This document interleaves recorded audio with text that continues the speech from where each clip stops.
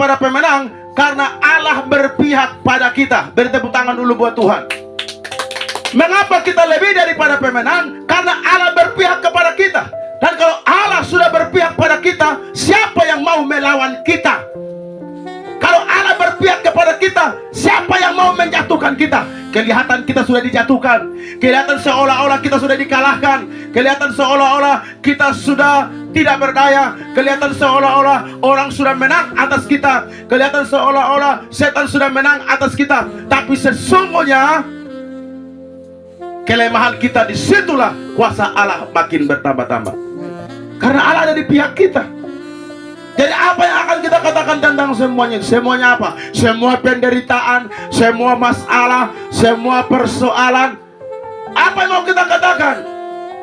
Kita mau katakan, sekalipun datang persoalan, sekalipun datang masalah, sekalipun datang penderitaan, tetapi kalau Allah di pihak kita, semua itu tidak bisa melawan dan mengalahkan kita.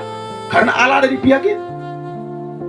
Jemaat iman yang dikasihi oleh Tuhan Yesus Kristus, Raja Daud sendiri membuat pengakuan iman bahwa ketika Allah berpihak kepadanya, tidak ada yang perlu ditakutkan. Mazmur 23 ayat 4. Melewati lembah bayang maut sekalipun aku tidak takut bahaya, sebab gadamu dan tongkatmu itulah yang memelihara aku.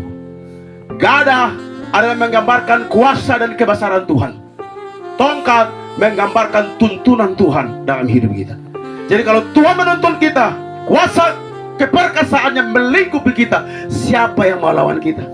Bahkan dia perjelas lagi dalam Mazmur 118 ayat 6 dan 7. Allah di pihakku menolong aku. Apakah yang dapat dilakukan manusia terhadap aku? Manusia tidak bisa melakukan sesuatu terhadap diri saya, karena Allah di pihak saya.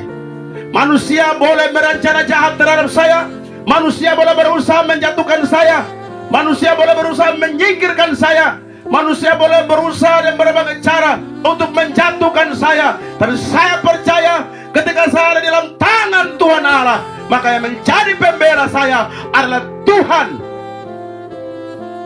Seorang berkata demikian, berhati-hatilah dengan orang yang mengalah. Berhati-hatilah dengan orang yang suka mengalah. Barang siapa melawan orang yang suka mengalah, maka dikatakan, terimalah, hidupmu akan berakhir. Apalagi orang yang mengalah, dia mengalah lalu kemudian dia bawa semua pergumulan persoalan kepada Tuhan. Dia terus mengandalkan Tuhan, dia terus berdoa dan menyerahkan diri kepada Tuhan. Maka orang-orang yang melawan orang yang suka mengalah, maka itu bahaya buat dia. Bilang orang di sebelah saudara, mengalah bukan kalah. Ulang, mengalah bukan kalah. Kita mengalah untuk menang. Karena Alkitab berkata, seorang yang sabar, dia melebihi seorang pahlawan. Seorang yang sabar, dia bisa menguasai kota.